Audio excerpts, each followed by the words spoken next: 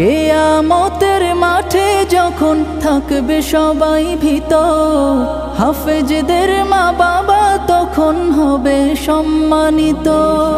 কিয়ামতের মাঠে যখন থাকবে সবাই ভীত, হাফেজদের মা বাবা তখন হবে সম্মানিত।